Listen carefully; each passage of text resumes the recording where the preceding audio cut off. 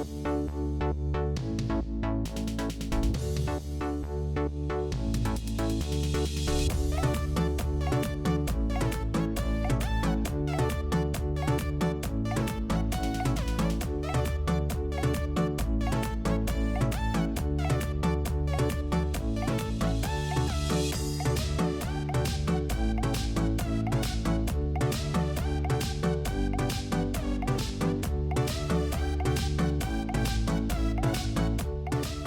आप सभी को इन्फॉर्म करना चाहती हूँ, इस सब्जेक्ट की ट्यूशन क्लासेस स्टार्ट हो चुकी हैं। जो भी बच्चा ट्यूशन क्लासेस लेना चाहता है तो वो दिए गए नंबर्स पर हमें कांटेक्ट कर सकता है। Hello students, welcome to Nivan math academy. I hope आप सभी बहुत अच्छे होंगे, आपकी स्टडी अच्छी चल रही होगी। अगर अब तक आपने निवान मैथ एकेडमी चैनल को लाइक शेयर और सब्सक्राइब नहीं किया है तो मेरी आप सभी से यही रिक्वेस्ट है, प्लीज चैनल को लाइक करें, शेयर करें और सब्सक्राइब करें। मैथमेटिक्स के इस सफर में मैं आप सभी का हार्दिक स्वागत करती हूँ। इसी तरीके से हंसते हुए मुस्कुराते हुए निवान मैथ एकेडमी के साथ पढ़ते रहिए और अपने सपनों की ओर बढ़ते रहिए। अगर आज हम बात करें कि आज का हमारा टॉपिक क्या होने वाला है, तो आज का जो टॉपिक होगा हमारी एक्सरसाइज 1.1 चल रही है और जिसमें हमने ऑलरेडी क्या नाम है 2 क्वेश्चन कर चुके हैं एक्सरसाइज के। और पहले क्वेश्चन किया, उसके अंदर जो जितने भी पार्ट थे वो किए, देन सेकंड क्वेश्चन किया, उसके अंदर के पार्ट कर लिए। आज हम करेंगे क्वेश्चन नंबर 3 और उसके अंदर के जो भी पार्ट है। ठीक है, क्वेश्चन नंबर 3 में ये 3 पार्ट है, इनको हम करने वाले हैं। ठीक है, पैटर्न वही रहेगा कि हमें किस तरीके से पहले चेक करना है कि mdx प्लस के ndy इक्वल टू 0 की फॉर्म में है कि नहीं है, फिर m और n की वैल्यू लिखना, देन फिर एग्जैक्टनेस को चेक करना कि एग्जैक्ट है कि नहीं है, देन उसके बाद उसका सॉल्यूशन निकालना। अब देखो यहाँ पे है क्वेश्चन नंबर 2। स्टेप नंबर 1 क्या होगा इसका सॉल्यूशन? वही कि सबसे पहले लिखो the given differential equation this. तो the given differential equation is, तो गिवन डिफरेंशियल इक्वेशन क्या है मेरे पास? एक्स स्क्वायर माइनस के 2xy प्लस के 3y स्क्वायर dx प्लस के 4y क्यूब प्लस के 6xy minus k x square dy equal to 0। तो ये मेरे पास क्या आ गई? Given differential equation. ठीक है, किसी को कोई दिक्कत यहाँ तक? फंडा क्लियर है बिल्कुल अच्छे से, समझ आ गई चीजें। अब देखो दूसरा स्टेप आपको यहाँ पे, सॉरी स्टेप दूसरे पे क्यों जाना, अभी तो पहले ये देखोगे ये mdx प्लस के ndy इक्वल टू 0 की फॉर्म में है कि नहीं है। तो यहाँ पे अगर आप देख रहे हो dx के साथ xy का फंक्शन, dy के साथ xy का फंक्शन, तो ये m वो n, तो उस फॉर्म में हमारे पास है। तो आप लिखोगे it is the form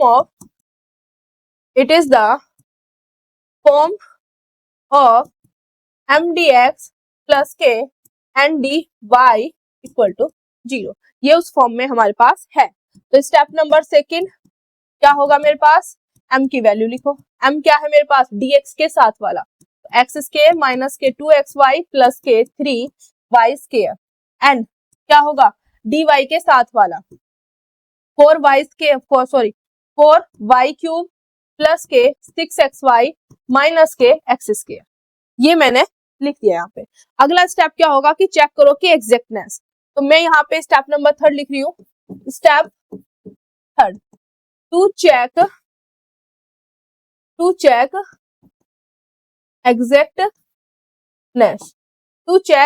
exactness. तो यहाँ पे जब हम एग्जैक्टनेस को चेक करेंगे तो हमारे पास हमें क्या निकालना पड़ेगा? Del m upon del y। तो मैं m को क्या करूंगी? x के रेस्पेक्ट में पार्शियल डेरिवेटिव करूंगी।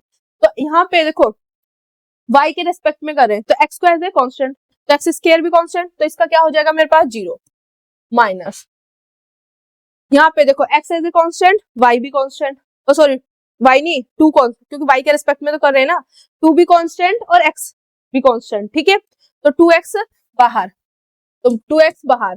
अब y के रेस्पेक्ट में करें तो y का क्या हो जाएगा? 1, y का हो जाएगा 1। ठीक है, अब यहाँ पे क्या होगा? 3 कांस्टेंट है तो बाहर, और y स्क्वायर का क्या होगा? 2y, तो यहाँ पे हो जाएगा मेरे पास प्लस के 6y। तो इसको अगर मैं सॉल्व करूं तो del m upon del y क्या हो जाएगा?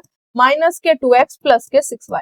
ये चीज ध्यान रखना यहाँ पर कि मेरे को x को एज ए कांस्टेंट ट्रीट करना है जब मैं y के रेस्पेक्ट में इसका पार्शियल डेरिवेटिव कर रही हूँ। तो यहाँ पे मैं y के रेस्पेक्ट में ही तो कर रही थी, तो x को मैंने एज ए कांस्टेंट ट्रीट किया। अब यहाँ से निकालूंगा मैं del n upon del x and del n upon del x के रेस्पेक्ट में इसको करो। x के रेस्पेक्ट में करूंगी तो y constant, 4 constant, y constant, पूरा का पूरा कांस्टेंट, तो कांस्टेंट का क्या हो जाएगा मेरे पास? 0। फिर यहाँ पे देखो y के सॉरी x के रिस्पेक्ट में कर रही हूँ, तो y कांस्टेंट 6 कांस्टेंट, तो 6y ऐसे, और यहाँ पे क्या है मेरे पास x का हो जाएगा 1, x का हो जाएगा 1। उसके बाद यहाँ पे x स्क्वायर का माइनस के 2x, x के रिस्पेक्ट में माइनस के 2x, तो del n upon del x के आगे मेरे पास माइनस के 2x प्लस के 6y। तो देखो क्या ये दोनों इक्वल है? Yes, minus k 2x plus के 6y, ठीक है, ये दोनों इक्वल है। तो हम यहां से क्या कह सकते हैं? हम कह सकते हैं कि मेरे पास implies del m upon del y equal to del n upon del x, ठीक है। तो by theorems, necessary and sufficient condition theorem की उससे हम क्या कह सकते हैं? The given differential equation here, therefore the given differential equation is exact differential equation। मेरे पास जो है गिवन डिफरेंशियल इक्वेशन क्या है? एग्जैक्ट डिफरेंशियल इक्वेशन है, ठीक है। तो मेरे पास मैंने यहाँ पे दिखा दी कि जो डिफरेंशियल इक्वेशन है वो क्या आ गई मेरे पास? एग्जैक्ट। अब जैसे ही एग्जैक्ट आई तो हम यहाँ पे क्या फाइंड करेंगे? स्टेप नंबर 4 में सॉल्यूशन, स्टेप 4 में यहाँ पे इसका सॉल्यूशन फाइंड करेंगे। सॉल्यूशन फाइंड करने का तरीका क्या होता है? वही सेम चीज mdx, ठीक है, y एज ए कांस्टेंट की तरह ट्रीट होगा, किसी को कोई दिक्कत यहाँ तक? ठीक है, प्लस यहाँ पे n में वो टर्म आएंगी नॉट कंटेनिंग x, तो टर्म्स इन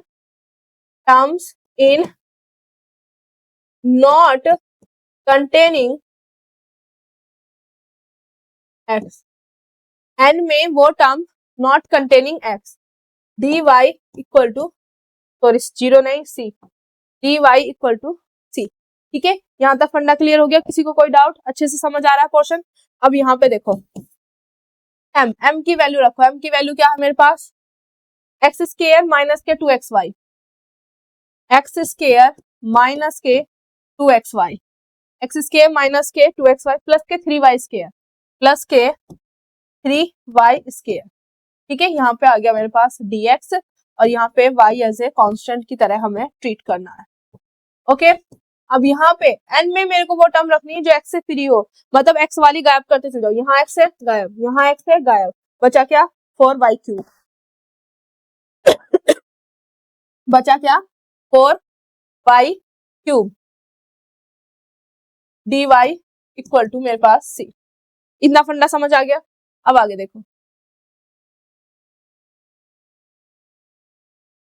तो यहां से मेरे पास क्या हो गया? इसके करो, अब देखो x का क्या होगा? x के रेस्पेक्ट में x की पावर 3 अपॉन 3, क्योंकि पावर में एक ऐड करो वही सेम चीज नीचे, ठीक है। माइनस 2 मेरे पास कांस्टेंट है तो इंटीग्रेशन से बाहर, y भी मेरे पास कांस्टेंट है तो इंटीग्रेशन से बाहर, x का क्या हो जाएगा? इंटीग्रेशन x स्क्वायर बाय 2, आगे बात समझ। प्लस 3 भी मेरे पास कांस्टेंट है इंटीग्रेशन से बाहर, y भी कांस्टेंट है तो y स्क्वायर भी कांस्टेंट होगा इंटीग्रेशन से बाहर, और इंटीग्रेशन dx कितना हो जाएगा? x। आगे बात समझ, इस तरीके से आपने हैंडल करना है इनको। प्लस 4 बाहर, y का y के रेस्पेक्ट में इंटीग्रेशन कर रहे हैं, ठीक है, तो y की पावर 4, अब वही सेम चीज नीचे, पावर में एक बढ़ा देते हैं वही सेम चीज नीचे, तो 4 से 4 कैंसिल, यहाँ से 2 से 2 कैंसिल, तो यहाँ पे आ गया x की power 3 upon 3 minus x square y plus 3x y square plus के y की पावर 4 इक्वल टू c।